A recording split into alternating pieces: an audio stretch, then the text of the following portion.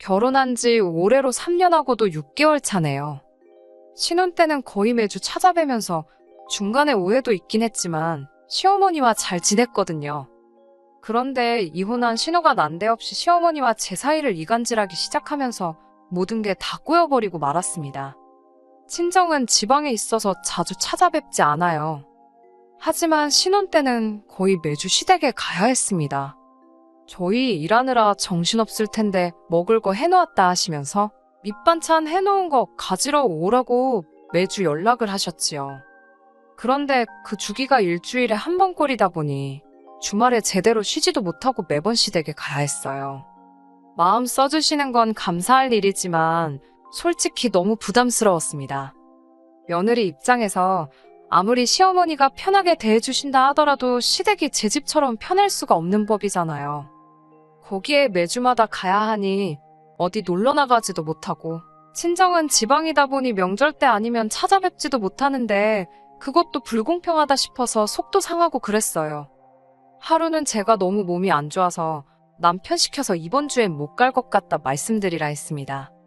아픈 몸이 끌고 회사 출근해 있는 저한테 아침 대바람부터 계속 전화를 해서 너네 먹으라고 해놓은 건데 왜 안 가져가느냐 엄청 뭐라고 하셨어요. 안 가겠다고 말한 아들 눈치가 보이는지 저보고 자꾸 남편 설득 좀 하라고 전화를 하시는 통에 엄청 고생을 했습니다. 그런데 저는 여태까지 오해를 하고 있었네요. 매주마다 가야 한다는 게 부담스럽고 불편하고 그랬는데 어머님이 다른 이유는 없으셨고 정말 저희 먹으라고 해놓으신 반찬 가져가라는 연락이었던 거예요. 몸이 하도 안 좋아서 남편만 보냈는데 어머님도 반찬만 가지러 오는 건데 뭐하러 매번 둘이 오느냐며 대수롭지 않게 여기셨다는 거지요. 저랑 남편은 그런 것도 모르고 어쩔 때는 사소하긴 하지만 말다툼까지 하고 그랬으니 아무튼 덕분에 그 뒤로부터는 별 어려움이 없었습니다. 굳이 주말이 아니어도 남편이 퇴근길에 시댁에 들러서 가져가고 해도 되었으니 말이에요. 그렇다고 해서 제가 시댁에 발 끊고 그랬던 건 아니에요. 한 달에 한두 번 정도는 저도 직접 방문해서 안부도 묻고 반찬 감사히 먹고 있다고 인사드리기도 했고요. 매달 용돈 보내드리는 거야 친정에도 보내고 있으니 그건 생색낼 게 아니라고 생각했고요. 어떤 때는 남편 대신에 제가 퇴근길에 시댁에 들러서 반찬을 받아오는 적도 있었습니다. 매주마다 방문해야 한다는 부담도 없어지고 시어머니도 딱히 별 생각이 없으시다는 걸 알게 되니 오히려 관계가 더 돈독해지더라고요. 남편하고 시댁 관련한 일로도 이야기 나올 것도 없어졌고 말입니다. 남편이 괜히 어머님 눈치 본다고 저까지 데리고 다니며 생긴 사소한 오해긴 했는데 지금이야 이렇게 편하게 말하지 실제로는 신혼 때 이걸 가지고 많이 싸웠었거든요. 그러니 그 이후부터는 다툼도 없어졌고 제가 시댁에도 잘하니 남편도 그거에 대해서 제게 고마워하고 여러모로 좋은 점이 더 많아졌어요. 그렇게 여지껏 길다면 긴 시간을 정말 고부간의 갈등은커녕 남편하고 말다툼하는 거 하나 없이 잘 지내고 있었거든요. 그런데 요 근래 난데없이 신우가 저희 인생에 깜빡이도 켜지 않고 확 끼어들면서 여러 가지 오해가 생기고 그것 때문에 이번에 한바탕 하게 되었습니다. 제가 신우와 그동안 아무 일도 없었던 이유는 단 하나였습니다. 올해로 40인 신우가 이혼을 하게 되면서 갈 곳이 없어서 시어머니 댁으로 들어와 같이 살게 되었거든요. 시어머니도 처음에는 저한테 넌지시 시집 보낸 딸이 다시 집으로 들어오는 게 부담스럽다고 쟤는 뭔 짓을 했길래 이혼이나 당하냐고 하면서 싫어하셨습니다. 아무튼 저도 그동안 지방에서 떨어져 살고 있던 신우와는 얽힐 일이 없어서 좋았는데 신우가 시댁으로 들어와 살게 됐다는 소식이 달갑지만은 않았습니다. 신우와는 첫 단추부터 잘못 끼워졌고 잘 지내기는 글렀다. 멀리 살아서 다행이다 하는 생각을 가지고 있었거든요. 남편도 신우와는 그렇게 가까운 사이가 아닌 듯 보였어요.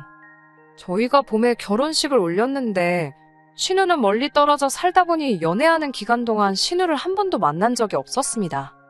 신우를 처음 보게 된 게 결혼식이었으니 남편과 신우가 남매이긴 하지만 얼마나 대면대면한 사이인지 알 수 있는 부분이었어요.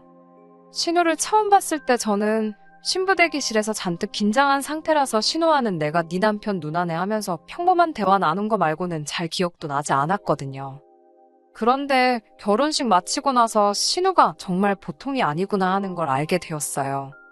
식 마치고 나서 뷔페에서 결혼식 참석해주신 하객분들께 인사를 드린다고 여기저기 돌아다니고 있었지요. 신우 가족들의 첫 인상은 가히 충격적이었습니다. 그래도 제가 발품 손품 팔아가며 꼬치꼬치 비교해가며 정한 예식장이었고, 식사 또한 뷔페로 나오긴 하지만 음식 가짓수보다 퀄리티에 신경을 쓴 나름 고급스러운 뷔페였어요. 저도 한 번씩 다 먹어본 것들이고 제가 한 음식은 아니지만 신경 잘 썼다는 소리 들을 만큼 자신이 있는 부분이었거든요. 그런데 신우는 인사하러 들른 저희한테 결혼 축하한다, 잘 살아라 그런 소리가 아니라 뷔페를 잡아도 뭐 이런 곳으로 잡았냐고 하면서 음식이 가짓수도 몇 개 없다고 하면서 툴툴대더군요. 그렇게 말하는 신우 앞에는 가지가지 종류별로 다 담아온 음식 접시 말고도 한 접시 가득 떠온 육회랑 1인당 개수가 제한되어 있는 스테이크가 산더미처럼 쌓여 있었어요. 먹을 게 없다고 하는 사람치고 식탐이 참 많아 보였습니다. 정말 육회를 그렇게 산처럼 높이 쌓을 수 있는지는 처음 알았다니까요. 다른 사람도 아니고 가족인데 참석해준 다른 분들 먹을 것까지 그렇게 다 챙겨서 와야 했나 싶었지만 별다른 말은 하지 않았습니다. 자기 남편이나 자식들 맛있는 거 먹게 해주고 싶다는 그 마음은 알겠지만 욕심이 너무 사나워 보여서요. 그리고 그때 저는 신우랑은 가깝게 지낼 수 없겠구나 하는 생각을 하게 되었지요. 그렇게 남편 챙기고 자식들 챙기더니 결국엔 이혼당하고 그 아끼던 자식들은 남편한테 떠넘겨놓고 시어머니 댁으로 들어와 살게 되었다니 솔직히 저는 좋을 게 하나도 없었지요. 신우랑은 가깝게 지내지 못하겠다는 생각을 하긴 했지만 제가 결혼하자마자부터 신우한테 거리 두고 그랬던 건 아닙니다. 제가 나서서 친하게 지내자고 하지는 않았지만 한번 첫 인상이 안 좋았다는 이유만으로 사람을 싫어하지는 말자. 아무리 싫어도 내 남편의 누나고 이제는 내 가족이다 하면서 있었어요. 남편이 신우와 가깝지가 않으니 둘이서 서로 연락은 따로 하는 것 같아 보이지도 않았고 그런 신우가 저한테 따로 친하게 지내자고 연락을 할 리도 없었습니다. 그렇다 보니 결혼 후 한동안은 모르는 사람보다 더 거리감이 느껴질 정도로 연락 한 통 없이 지냈어요. 그러다가 저한테 처음으로 신우에게서부터 먼저 연락이 오게 되었습니다.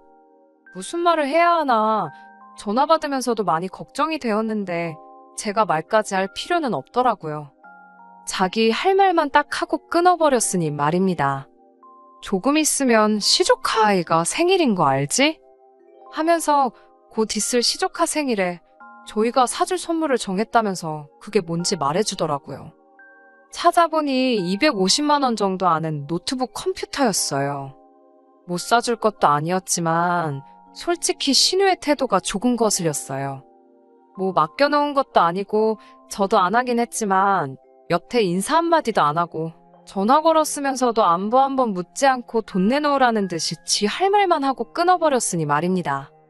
남편한테 이야기하니 시조카가 이제 초등학교 들어가는데 250만 원짜리 노트북이 무슨 소리냐고 지가 쓰고 싶어서 사달라는 것 같다고 하더라고요.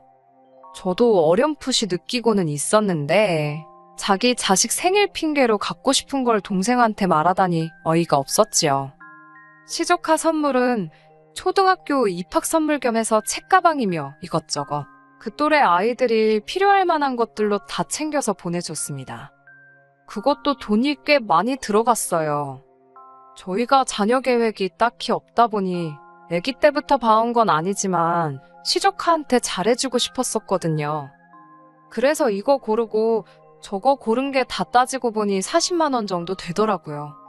신우가 별로인 거지 시조카한테는 좋은 외삼촌, 좋은 외숙모가 되고 싶었기에 아깝지는 않았습니다.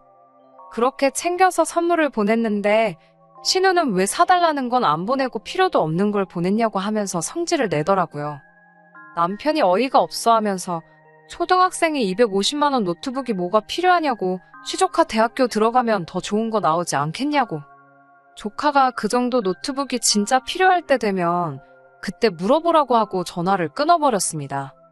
그렇게 한바탕 싸우고 났더니 신우는 삐져가지고 시조카 생일 파티에 저희 오라는 이야기도 하지 않더군요. 어머님도 외손자 생일 잔치 간다고 잔뜩 기대해서 기다리고 있었는데 저희가 가질 않으니 생일 잔치는커녕 신우 사는 동네 근처도 가지 못하셨지요. 제가 고른 가방만 메고 나가도 시조카 학교 가서 절대 기죽지는 않았을 텐데 참 욕심이 험한 데다가 뒤끝도 장난 아닌 사람이라는 생각이 들었네요. 그래도 이 정도 가지고 신우랑 직접적으로 연을 끝내만해 하면서 다툰 건 아닙니다. 시조카 생일이 지나고 나서 반년 정도 지나서야 신우한테서 다시 연락이 왔거든요.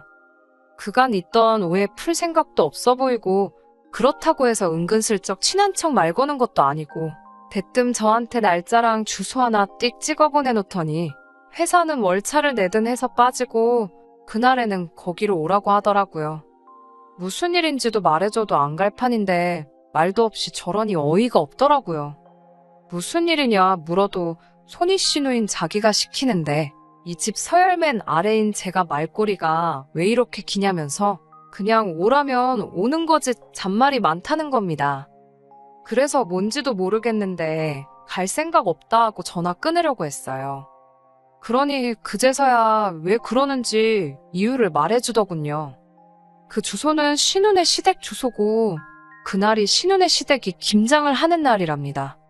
그러니 저보고 와서 김장하는 것 좀 돕고 가라는 소리지요. 이 사람이 지금 영문도 모르는데 갈 생각이 없다고 했던 말을 이유를 말해주면 가겠다로 알아들었나? 싶었네요.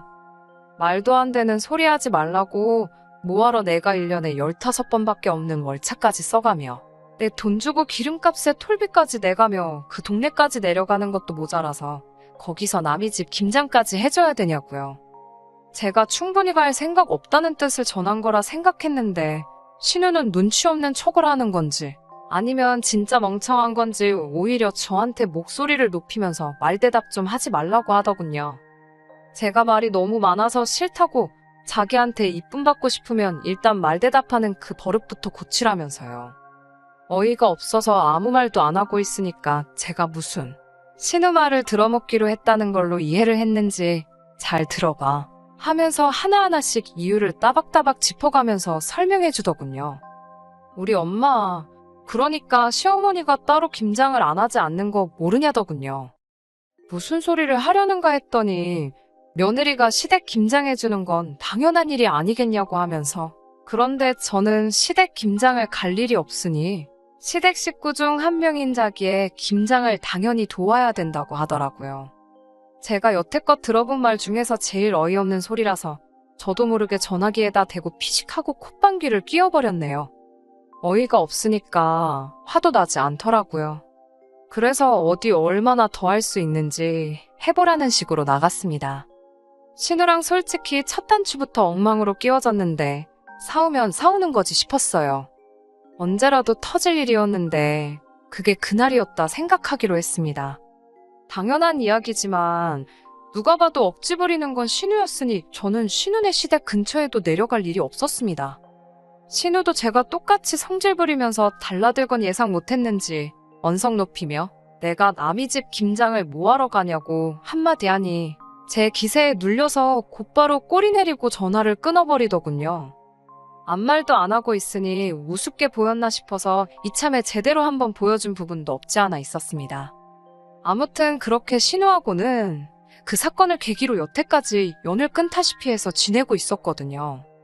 그나마 한결 마음이 편하게 만들어졌던 건 신우가 마음 먹고 가지 않으면 엄두조차 나지 않는 먼 곳에 살고 있다는 사실이었는데 이제 시댁으로 들어오게 되었으니 내심 신경이 쓰이긴 했습니다. 신우가 시댁으로 들어오고 나서 처음 남편하고 둘이서 같이 시댁에 갈 일이 생겼습니다. 시어머니는 평소 때처럼 저희를 반갑게 맞이해 주셨고요. 신우는 뭐가 그렇게 불만인지 입이 대빨 나와서 저희가 왔건 말건 신경도 안 쓰고 멀리서 노려만 보고 있더라고요. 뒤통수가 얼마나 가렵던지 구멍이 나는 줄 알았네요. 아무튼 그날도 어머님이 해주신 반찬 맛보고 이래저래 이야기하다가 집에 돌아갔거든요.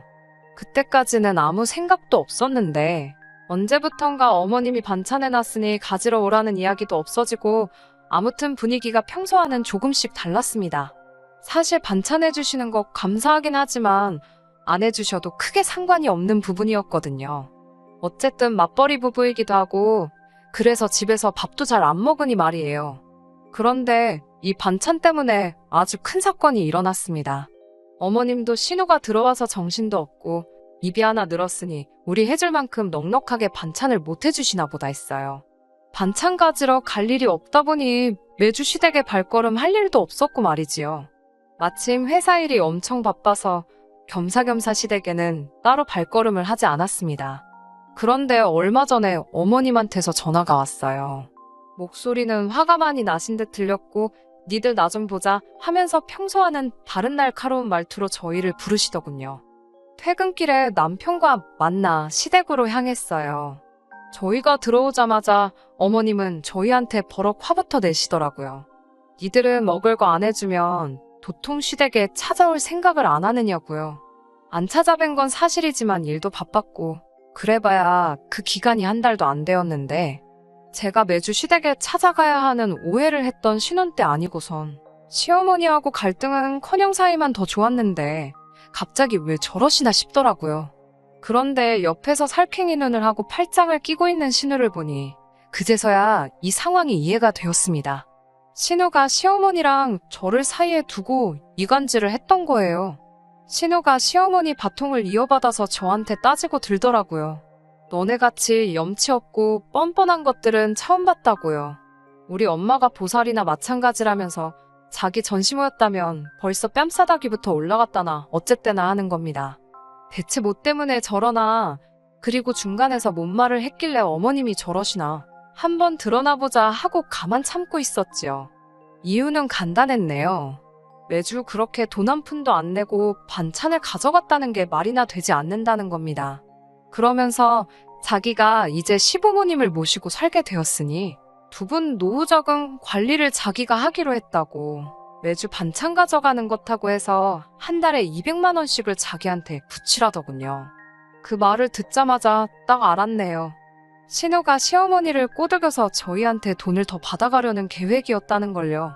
그래도 시어머니가 그런 말도 안 되는 꾀임에 넘어갈 거라고는 생각 못했습니다. 저희가 진짜 어머님이 해주시는 반찬 받기만 하고 입싹 닫은 게 아니었는데 말이에요. 이미 저희는 시댁에 매달 90만 원씩을 용돈이라고 해서 보내드리고 있었어요. 친정은 절반도 안 되는 40만 원만 보내고 있습니다. 이유는 어머님이 매달 해주시는 반찬 때문에 더 챙겨드리는 거였고요.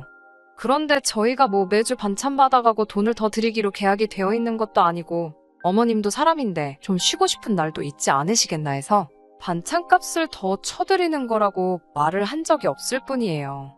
괜히 저희 먹을 거 해다 주시는 것 때문에 다른 볼일 못 보고 그러실 수도 있겠다 생각한 배려였지요. 그리고 매번 다른 메뉴 해주신다고 고민하고 고생하시는 거 감안해서 반찬값을 50만 원이나 넉넉하게 드리고 있었던 거였어요. 친정에는 얼마 보내고 있는지 액수를 말해줄 필요는 없었기에 아마 양가에 똑같이 보내고 있다고 생각했나 봅니다. 신우는 그 점을 파고들고 친정보다 시어머니가 더 고생을 하는데 돈은 똑같이 준다고 하면서 돈을 더 받아 챙기기 위해 수작을 부려서 어머님 조종에 이간질을 했던 거였지요. 솔직히 이제부터 90만 원 보내는 대신에 100만 원으로 올려서 보내라고 했다면 이 정도까지 나오진 않았을 거예요. 한 달에 세상 누가 밑반찬 사 먹는데 200만 원이란 돈을 쓰겠어요? 그 돈이면 매일같이 외식을 해도 그것보다 싸게 나올 텐데 말이지요. 그래서 저도 세게 나갔습니다. 어머님한테 따로 말씀 안 드렸다고. 친정에 매달 40을 보내고 있고 어머님 반찬 해주시는 거 감안해서 90을 드리고 있었던 거라고요. 사실 저희도 어머님이 해주시는 반찬 맛있고 감사하게 잘 먹었지만 너무 고생하시는 것 같아 부담스러웠다고. 그러니 이제 그냥 안 해주셔도 된다고 했어요. 그리고 보내던 용돈은 이제 친정하고 똑같이 보내드려야겠다고 했지요. 이번 달은 해주신 게 없으니 이번 달 보내드리는 것부터 40을 보내겠다 했습니다. 사실 저희도 맞벌이 하지만 이제 차도 새로 한 대 바꾸고 싶었는데 잘 된 것 같다고 했지요. 사실은 시어머니한테까지 이러고 싶은 생각은 없었지만 그걸 어줍잖게 해명하고 그러는 것보다 이렇게 돌직구를 날리는 게 더 효과가 좋겠다 생각했어요.